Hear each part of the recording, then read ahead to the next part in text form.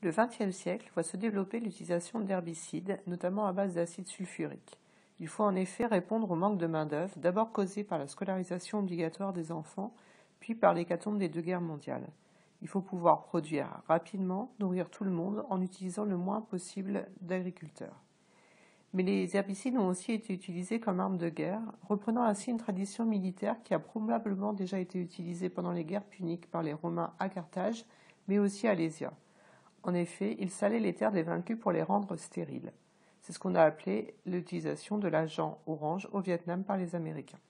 Pendant la guerre du Vietnam, l'aviation américaine a déversé 80 millions de litres de défoliants sur les forêts du pays. Leur usage répond à un double objectif, détruire le couvert végétal pouvant servir d'abri et affamer l'adversaire en détruisant ses récoltes, en stérilisant les sols. Le géant Monsanto fait partie des fabricants de l'agent orange, l'herbicide le plus utilisé. Il contient de la dioxine, une famille de molécules persistantes et cancérigènes.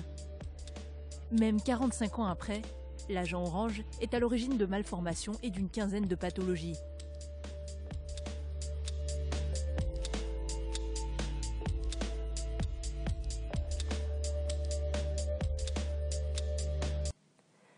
Au XXIe siècle se développe une réflexion critique sur les questions sanitaires liées à l'utilisation des pesticides et notamment du glyphosate.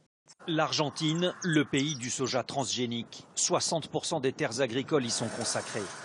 Et pour obtenir ce rendement intensif, on utilise ici 300 000 tonnes de glyphosate par an. C'est le pays qui en utilise le plus au monde. Les spots publicitaires du fabricant promettent une agriculture abondante, mais n'évoquent pas les risques sanitaires des épandages. Pourtant, selon l'Organisation mondiale de la santé, le glyphosate est probablement cancérogène. Et Sofia Gatica peut en témoigner. Elle tient en main la liste des victimes de son village. Elle-même a perdu son bébé 2 jours après la naissance à cause d'une malformation rénale. Quand ton enfant meurt, tu cherches à savoir pourquoi. Et c'est ce qui m'a poussée à mener ce combat. J'ai vu mourir beaucoup de gens. Cela me fait mal de voir qu'on continue de mourir et de tomber malade. J'ai vu tant de gens mourir.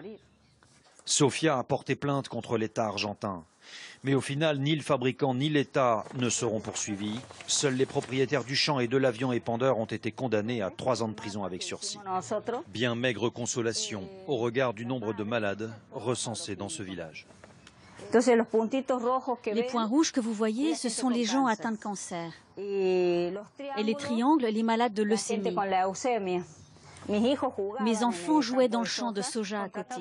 Les avions passaient au-dessus des terres pour répandre l'herbicide. 33% des personnes sont atteintes de cancer et 80% des enfants ont des pesticides dans le sang. Ces cartes ont servi de base à 3 enquêtes indépendantes en Argentine. Toutes arrivent à la conclusion d'une relation inquiétante entre le glyphosate et Les l'homme. agriculteurs en France qui disent on ne peut pas se passer du glyphosate, non, c'est qu'ils ne veulent pas se passer.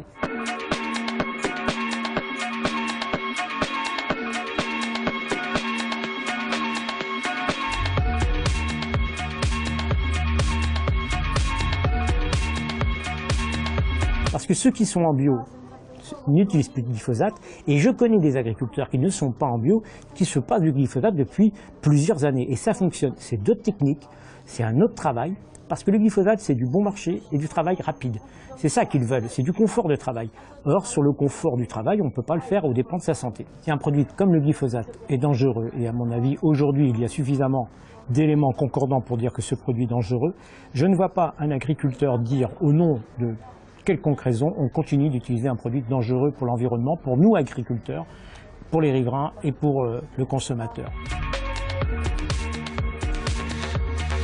J'ai vu des exploitations en France de plusieurs centaines d'hectares en agriculture biologique. Ce ne sont pas des gens qui travaillent avec des chevaux, ce ne sont pas des gens qui s'éclairent à la bougie, ce sont des gens au contraire très techniques et qui ont à la fois la performance agronomique et économique, qui en vivent bien, et qui sont capables de faire des produits de qualité. L'agriculteur qui a 50 ans a utilisé autour de 900 molécules différentes dans sa vie professionnelle. Et je dis ça parce que aussi des fois on nous dit qu'il y a des agriculteurs qui ont 90 ans qui sont en pleine santé. Il ne faut pas imaginer, même s'ils ont utilisé de vraies saloperies à un moment donné, que c'est eux qui ont été les plus exposés. Ceux qui ont été les plus exposés, ce sont ceux qui ont 50 ans aujourd'hui.